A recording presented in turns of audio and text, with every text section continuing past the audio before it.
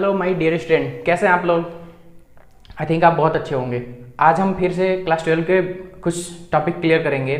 जैसा कि मैंने पहले वीडियो में आपको बताया था कि आने वाले वीडियोस में हम किसी प्लेन प्लेट कैपेसिटर यानी समांतर प्लेट संधारित्र की धारिता के लिए फार्मूला डिराइव करने जाएंगे। और स्टूडेंट ये क्वेश्चंस एग्जाम में पूछे गए हैं, इसके डिराइवेशंस।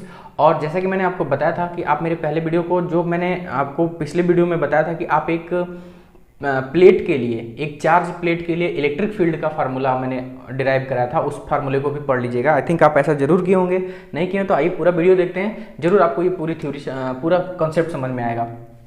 तो आज का मेरा जो टॉपिक है वो है समांतर प्लेट संधारित्र के लिए, समांतर प्लेट संधारित्र के लिए हमको धारिता का सूत्र निकालना है। एक्चुअली जब मैं धारिता की बात करता हूँ स्टूडेंट, तो यहाँ पर हम इलेक्ट्रिसिटी पढ़ रहे हैं, तो इलेक्ट्रिक कैपेसिटी की बात कर रहा हूँ, यानी वैद्युत धारिता की, वैद्युत धारिता। इसके लिए हम फार्मूला जा रहे हैं डिराइव करने। बहुत इजी लगेगा आपको। इस चैनल पे आपको फिजिक्स के जितने भी डिराइवेशंस मिलेंगे स्टूडेंट, बहुत ही इजी वे में मिलेंगे आपको। और आई थिंक जितने भी टॉपिक्स आपको दिए जाएंगे फिजिक्स के सब टॉपिक एक आपको बेटर कंसेप्ट के रूप में मिलेगा। तो आप मेरे चैनल के साथ लगातार जुड़े रहिए। हाँ, अगर आपको कोई भी ऐसी प्रॉब्लम होती है तो आप कमेंट में जरूर लिखिए। अगर वीडियो अच्छा लगता है तो भी कमेंट में लिख दिया करिए, इससे थोड़ा सा मुझे मोटिवेशन मिलता है। आप मेरे वीडियो को लाइक नहीं करते हैं, कम लोग ऐसे हैं जो लाइक करते हैं, देखते बहुत ज़्यादा लोग हैं, तो लाइक कर दीजिए करिए। इसके लिए आपको कोई पेमेंट नहीं करना है। आई थिंक आप ऐसा जरूर करेंगे, मुझे थोड़ा मोटिवेशन मिले तो मैं आपके लिए और ज़्यादा हार्ड वर्क करूँ। तो आइए देखते हैं आज का टॉपिक, समांतर प्लेट संधारित्र के लिए हमको वैद्युत धारिता कैसे फाइंड करते हैं। तो जैसा कि आप जानते हैं, समांतर प्लेट संधारित्र में स्टूडेंट दो प्लेटें होती हैं जो दोनों एक दूसरे के पैरेलल होती हैं, इसीलिए इसको हम समांतर प्लेट संधारित्र कहते हैं। तो एक पे मैंने चार्ज ले लिया, पॉजिटिव चार्ज, दूसरे पर नेगेटिव चार्ज, जितना पॉजिटिव उतना ही नेगेटिव। एक को सप्लाई से कनेक्ट करते हैं और एक को हम अर्थिंग करते हैं, जैसा कि आपको मैंने पहले वीडियो में भी समझाया था। ये अर्थिंग हो गया और ये हो गया सप्लाई। ओके, अब जैसा कि आप जानते हैं, इस प्लेट का अगर एरिया मैं ए ले लूँ, एरिया, और इसके बीच की डिस्टेंस स्टूडेंट डी से मैं रिप्रेजेंट कर दूं, और सपोज इसमें एक डाइलेक्ट्रिक मीडियम भी मैंने भर दिया। जैसा कि आपको मैं पहले वीडियो में बताया था कि आप कोई डाइलेक्ट्रिक मीडियम भरेंगे तो उसका एक डाइलेक्ट्रिक कांस्टेंट होगा, जिसको मैंने के से रिप्रेजेंट कर लिया है, और इनके बीच की डिस्टेंस ए है। तो मेरे पहले वीडियो में जो आपको बताया था, जब किसी प्लेट पर चार्ज का डिस्ट्रीब्यूशन होता है, तो स्टूडेंट वहाँ पे हम सीखे थे कि वहाँ पे जो चार्ज डिस्ट्रीब्यूशन होता है उसको सिग्मा से रिप्रेजेंट करते थे, और Q अपॉन A इस फार्मूले से हम लिखते थे, उसको कहते थे surface charge density. I think आपको ये टॉपिक जरूर याद होगा अगर आप मेरे चैनल पे लगातार जुड़े हुए हैं तो यहाँ पर हम सिग्मा के लिए सरफेस चार्ज डेंसिटी का फार्मूला फाइंड किए थे, यानी यूनिट एरिया में जो एकांक क्षेत्रफल में आवेश की मात्रा होती है उसी को हम स्टूडेंट सरफेस चार्ज डेंसिटी कहते हैं।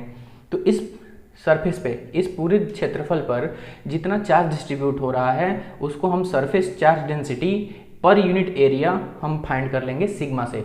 और यहाँ पर दो प्लेटें हैं, जैसा कि आप देख रहे हैं, एक प्लेट ये हो गई, एक प्लेट ये हो गई। तो किसी प्लेट के लिए हमने इलेक्ट्रिक फील्ड इंटेंसिटी का फार्मूला भी डिराइव किया था।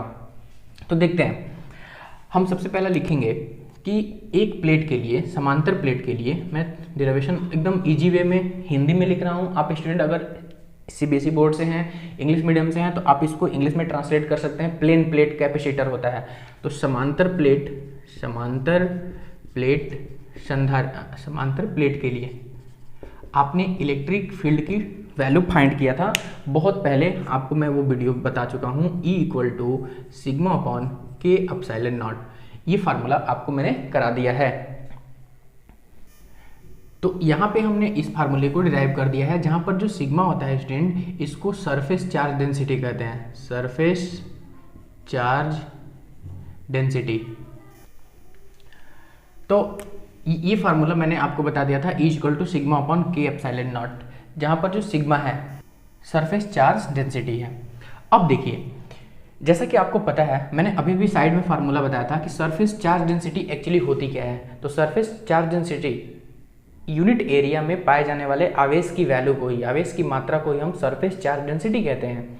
तो यहाँ पर अगर हम सिग्मा की वैल्यू पुटअप करना चाहते हैं स्टूडेंट, तो E = ये लिख सकते हैं Q अपॉन A और ये पहले से के एप्सिलॉन नॉट है मेरे पास। तो ये ई की वैल्यू, खैर हमको तो ई की वैल्यू फाइंड नहीं करनी है, हमको तो इस पूरे कैपेसिटर की कैपेसिटी फाइंड करनी है, वैद्युत धारिता फाइंड करनी है। तो हम इसको इक्वेशन नंबर फर्स्ट कंसिडर कर लेंगे। अब यहाँ पर ध्यान देने वाली बात है, थोड़ा सा डिराइवेशन समझने की कोशिश करते हैं।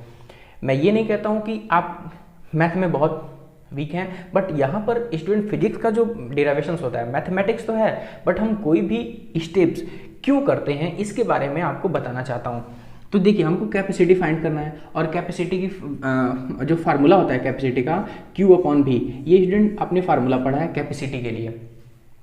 तो कैपेसिटी का जो फार्मूला Q/V, तो आपको यहाँ पे दो चीज़ों की रिक्वायरमेंट पड़ेगी कैपेसिटी फाइंड करने के लिए। पहला चीज़ Q चार्ज, और दूसरा चीज़ वोल्टेज। तो चार्ज तो हमको पता है कि मैंने इस पर Q चार्ज दिया है, बट वोल्टेज कितना है ये हमको फाइंड करना पड़ेगा। तो Q तो हमको पता है, हमको वोल्टेज फाइंड करना पड़ेगा। तो वोल्टेज के लिए स्टूडेंट, मैं प्लेट के लिए वोल्टेज अगर फाइंड करना होता है तो मैं उसके लिए भी फार्मूला बताया था आपको। अगर आप मेरे चैनल पे लगातार जुड़े रहते हैं तो कोई भी टॉपिक आपके मिसिंग नहीं होंगे। तो यहाँ पर हम वोल्टेज फाइंड करने के लिए फार्मूला पढ़े थे, वोल्टेज का E=V/D, यानी जो इलेक्ट्रिक फील्ड इंटेंसिटी होती है वो वोल्टेज अपॉन डिस्टेंस के रेशियो के इक्वल होती है। मतलब वोल्टेज और डिस्टेंस का जो रेशियो होता है वही स्टूडेंट इलेक्ट्रिक फील्ड इंटेंसिटी होती है। तो अगर हम यहाँ पर देखें तो V इक्वल टू, यानी वोल्टेज इक्वल टू हम लिख सकते हैं E/D, जहाँ पर E हो गया इलेक्ट्रिक फील्ड इंटेंसिटी, और D जो हो गया student distance between both plate, दोनों प्लेटों के बीच की डिस्टेंस है। अब मैं यहाँ से इस डेरिवेशन को आगे बढ़ाना चाहता हूँ। E की वैल्यू हम ऑलरेडी फाइंड कर चुके हैं, E इक्वल टू कितना, Q/A/K/ε0 इंटू डिस्टेंस तो हमने आपको दिखा ही दिया है, क्लियर। तो ये वोल्टेज हो गया V equal to this much. इसको इक्वेशन हम सेकंड कंसीडर कर सकते हैं। डेरिवेशन बहुत आसान हो जाएगा। अब हमने वोल्टेज फाइंड कर लिया, चार्ज हमको ऑलरेडी पता था, और वोल्टेज की वैल्यू उस चार्ज में डाल के रख देंगे वोल्टेज की जगह पे। तो हम फाइनली लिख सकते हैं C इक्वल टू Q/V, ये कैपेसिटी का फार्मूला हो गया, और हमको यही कैपेसिटी फाइंड भी करनी है। तो मैं Q को स्टूडेंट ऐसे ही छोड़ देता हूँ, और वोल्टेज की जगह पे ये वाला फार्मूला रख देता हूँ, यानी Q/D/A/K/ε0। ये फ्रॉम सेकंड, यानी सेकंड इक्वेशन से यूज किया गया है, आप परेशान नहीं होंगे, ठीक है। ये वोल्टेज की जगह पे ये वैल्यू पुटअप कर दी गई। अब इसका कैलकुलेशन कर लेते हैं। तो Q से Q कैंसिल हो जाएगा, C इक्वल टू, ये सारे टर्म ऊपर चले जाएंगे, A/K/ε0, और नीचे कितना बचेगा स्टूडेंट, D बचेगा। अब इसी को हम अगर थोड़ा सा और स्टैंडर्ड फॉर्म में लिख दें तो ये हो जाएगा C equal to K/ε0 into A/D। अगर आप मेरे पिछले वीडियो को भी आप देखे होंगे तो मैंने वहाँ पे तीन चीज़ें बताई थी आपको कि कौन कौन से ऐसे फैक्टर हैं जो कैपेसिटी को प्रभावित करते हैं। तो मैंने बताया था कि ये C जो होता है K के अनुक्रमानुपाती होता है, जैसा कि आप देख भी रहे हैं। C जो होता है क्षेत्रफल के भी अनुक्रमानुपाती होता है, और जो C होता है वो D के व्युत्क्रमानुपाती होता है। तो जैसा कि आप यहाँ पे देख रहे हैं, सारे कंसेप्ट वही बन रहे हैं जो आपको मैंने पिछले वीडियो में बता दिए थे, और मैंने वहाँ पे ये भी कहा था कि हम फार्मूला भी डिराइव करेंगे। तो ये आपका फार्मूला है, वेरी इजी, बहुत ही आसान। इस फार्मूले से आप किसी प्लेन प्लेट कैपेसिटर की कैपेसिटी को बहुत अच्छे तरीके से फाइंड कर सकते हैं। और ये जो फार्मूला है स्टूडेंट एग्जामिनेशन में 2016, 2017 दोनों साल और पीछे के कई सालों में भी पूछे गए हैं। तो इस फार्मूले को आप जरूर तैयार कर लेंगे। एक बार और मैं इसको थोड़ा सा क्विक रिवीजन कर देता हूँ। देखो, सबसे पहले क्या करेंगे, हमारा जो टॉपिक था समांतर प्लेट संधारित्र के लिए वैद्युत धारिता का फार्मूला डिराइव करना था। तो इसके लिए मैंने क्या किया, सबसे पहले एक समांतर प्लेट संधारित्र बना लिया, उसके बीच मैंने एक डाइलेक्ट्रिक मीडियम रख दिया जिसका डाइलेक्ट्रिक कांस्टेंट K है, और इनके बीच की डिस्टेंस D कंसिडर कर लिया। इसको जब हम चार्ज करेंगे तो इस पर पूरे क्षेत्रफल पर चार्ज डिस्ट्रीब्यूशन होगा। तो पूरे क्षेत्रफल के चार्ज डिस्ट्रीब्यूशन को स्टूडेंट हम सरफेस चार्ज डेंसिटी के नाम से जानते हैं। पर यूनिट एरिया में जो चार्ज होता है वो सरफेस चार्ज डेंसिटी होता है। अब मैंने क्या किया, एक समांतर प्लेट के लिए हमने मैं यहाँ पे लिख देता हूँ आवेशित, मैं थोड़ा सा यहाँ पे लिख देता हूँ आवेशित समांतर प्लेट के लिए इलेक्ट्रिक फील्ड इंटेंसिटी का फार्मूला हम बहुत पहले डिराइव कर चुके थे, तो उसको मैं डायरेक्ट यहाँ पे यूज कर लूँगा। ये होता है E equal to sigma upon K/ε0। ये आप पहले से ही जानते हैं, सिग्मा जो होता है वो सरफेस चार्ज डेंसिटी होती है। इसके बाद मैंने सिग्मा की जगह पर ये Q/A वैल्यू यूज कर लिया है। अगर किसी छात्र को समस्या होती है तो मैं उसको यहाँ पे लिख देता हूँ सिग्मा इक्वल टू Q/A, ये सरफेस चार्ज डेंसिटी हो गई। अब सिग्मा की जगह पर वैल्यू पुटअप कर दिया। चूंकि हम इलेक्ट्रिक फील्ड और वोल्टेज में रिलेशन डिराइव करा चुके हैं, E equal to V upon D, तो वहाँ से V की वैल्यू फाइंड कर लिया, E इंटू डी। इसके बाद E की जगह पर मैंने ये डाटा यहाँ पे रख दिया है और नॉर्मल कैलकुलेशन कैपेसिटी फाइंड करने के लिए V की जगह पर जो मैंने वैल्यू फाइंड की थी फ्रॉम 2 से उसको भी पुटअप कर दिया, कैलकुलेशन कर दिया, तो मेरी कैपेसिटी वैल्यू फाइंड होगी कैपेसिटी की। अब यहाँ से एक चीज़ मैं अपने मन से जोड़ना चाहता हूँ, एक नया फार्मूला भी बनाएंगे। अगर मान लीजिए ये डाइलेक्ट्रिक मीडियम ना होके वैक्यूम दे दिया जाए, डाइलेक्ट्रिक मीडियम को हटा दिया जाए और यहाँ पे कुछ भी नहीं है, केवल वैक्यूम है, तो जैसा कि आप जानते हैं कि निर्वात यानी वैक्यूम, इंग्लिश में इसको वैक्यूम कहते हैं, निर्वात के लिए जो k की वैल्यू होती है स्टूडेंट, k इक्वल टू होता है 1। निर्वात के लिए हम कितना यूज करते हैं, k की वैल्यू 1, और यहाँ पे 1 रख देंगे तो जो नया कैपेसिटेंस मिलेगा जिसको हम C0 से डिनोट करते हैं, C0 equal to epsilon naught A upon D, ये नया कैपेसिटेंस फाइंड हो जाएगा जहाँ पर k की वैल्यू को हटा के स्टूडेंट और केवल रख दिया गया है, k का मान 1 रख दिया गया है। तो एक नया इक्वेशन यहाँ से भी हम फाइंड कर सकते हैं और यहाँ से हम k के लिए एक फार्मूला भी डिराइव कर सकते हैं।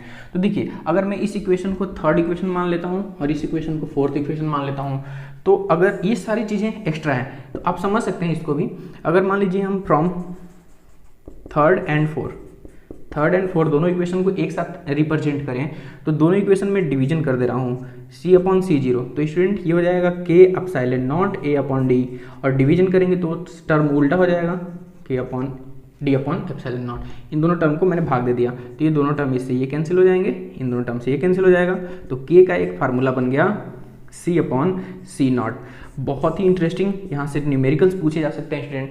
तो डाइलेक्ट्रिक कांस्टेंट क्या होता है, अकॉर्डिंग टू कैपेसिटेंस, वहाँ पे हम डिफिनेशन बता सकते हैं।